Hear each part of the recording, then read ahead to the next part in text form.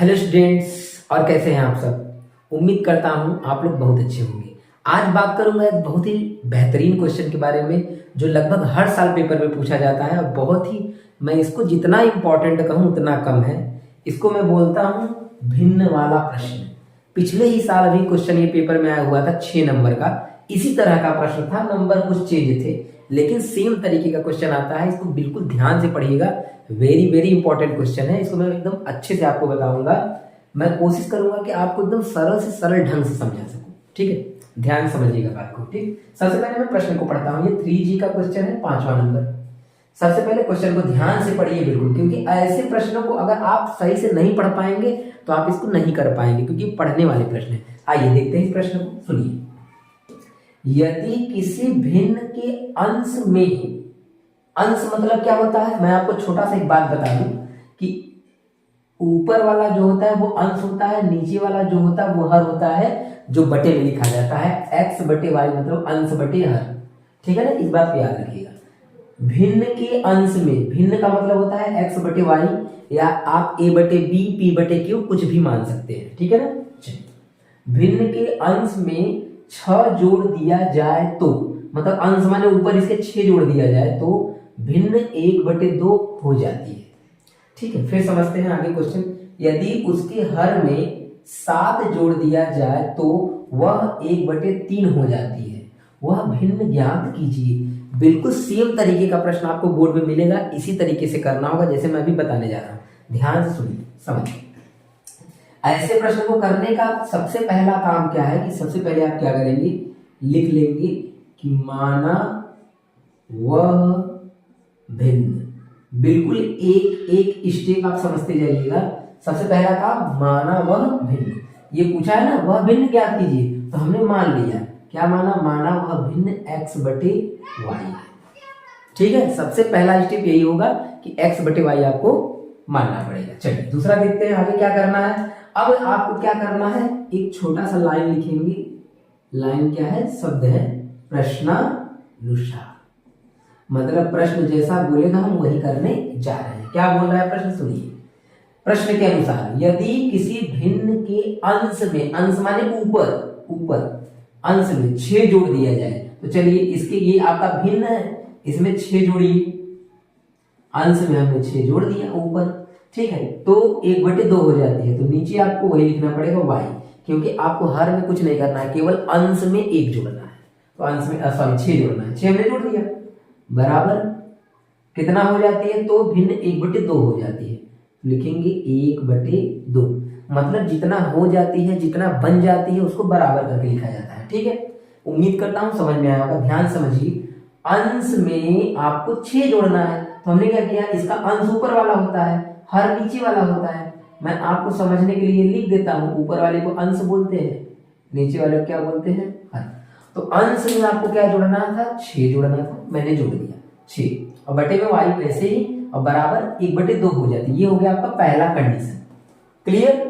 चलिए इसको थोड़ा सा हल करना पड़ेगा। कैसे, देखिए, जब भी कभी बराबर हो तो इसको तीरे गुणा कर देते हैं, इसका गुणा यहाँ, इसका गुणा यहाँ, ठीक है। तो ये भाग में इधर गुणा हो जाएगा, इसका गुणा x में करेंगे, ये बन जाएगा 2x, फिर इसका गुणा 6 में भी होगा, 6 दूनी 12, बराबर में y का गुणा 1 में करेंगे y, ठीक है। अब 12 को उधर भेज दीजिए, y को इधर, क्यों? क्योंकि x y हमेशा एक साथ रहता है, ठीक है।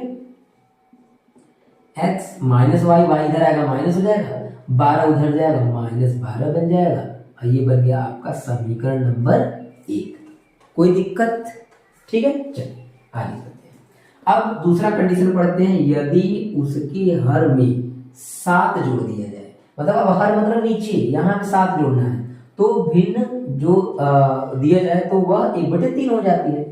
फिर से हम वही काम करेंगे, लिखेंगे क्या, पुनः, क्या पुनः, आपको हर में क्या जोड़ देना है, 7 जोड़ देना है ना, 7। हर मतलब बटे में, ऊपर कुछ नहीं करना है, तो कितना बन जाती है, 1/3 हो जाती है। तो हम क्या लिख देंगे, 1/3।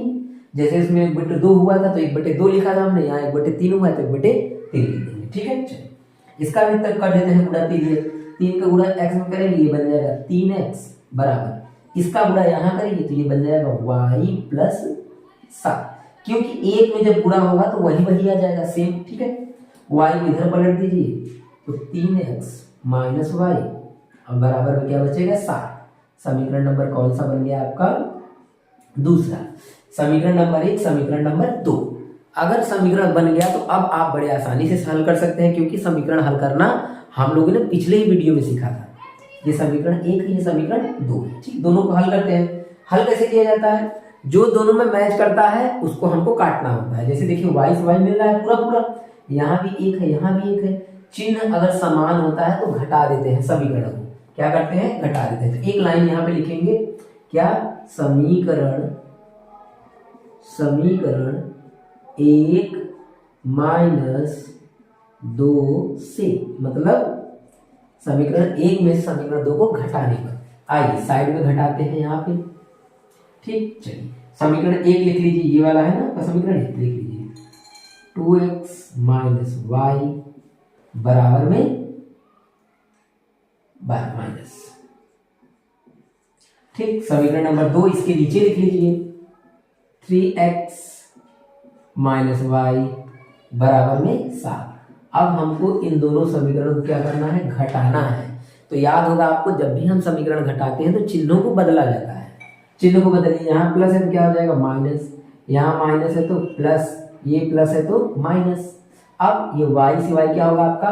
कट हो जाएगा, मतलब घट के 0 हो जाएगा, तो उसको काट दिया जाता है। अब 3 में से 2 घटाएंगे तो क्या बचेगा? 1 लिखा नहीं जाता, तो केवल हम क्या लिख लेंगे? x लिख लेंगे और ये माइनस लिख लेंगे, क्योंकि बड़े वाले का चिन्ह लगाना पड़ता है, बराबर। इसको क्या करेंगे? दोनों माइनस है, जब दोनों माइनस है तो जुड़ जाएगा, जुड़ेंगे कितना आ जाएगा? माइनस में 19। माइनस से माइनस कट जाएगा तो आपका हो जाएगा x बराबर में 19। ये आ गया हमारा पहला आंसर। पहला आंसर का मतलब कि पहला मान आ गया। आंसर तो मान रखना पड़ेगा ना, ठीक है। फिर क्या करेंगे? अब इस x के मान को समीकरण 1 में रख देंगे या समीकरण 2 में, किसी में भी रख दीजिए। तो हम लोग क्या करते हैं? लिखेंगे समीकरण 1 से, या समीकरण 1 में x बराबर 19 रखने पर, ये भी कर सकते हैं आप, ठीक है। चलिए, तो x की जगह पे क्या लिखेंगे? 19। x की जगह पे क्या लिखेंगे? 19 माइनस वाई बराबर में माइनस 12। कोई दिक्कत? हमने क्या किया? समीकरण 1 में मान को रख दिया, सिंपल। 19 का गुणा 2 में करेंगे 38 माइनस वाई बराबर में माइनस 12। 38 को उधर भेज दीजिए, यहाँ पे प्लस, उधर क्या हो जाएगा? माइनस, तो यहाँ माइनस वाई बचेगा आपका, माइनस 12 और माइनस में 38। दोनों माइनस है तो जुड़ जाएगा, जुड़ेगा कितना आ जाएगा? माइनस में 50, और माइनस से माइनस कट जाएगा तो y का मान कितना मिल जाएगा आपको? 50।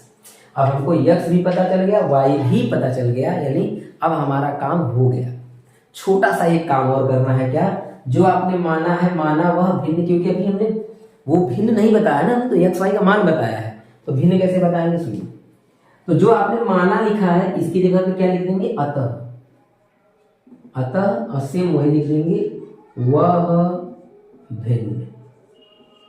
अतः वह भिन्न बराबर x बटे y, और x का मान आपने कितना निकाल लिया है? 19, और y का मान कितना निकाल लिया है आपने? 50।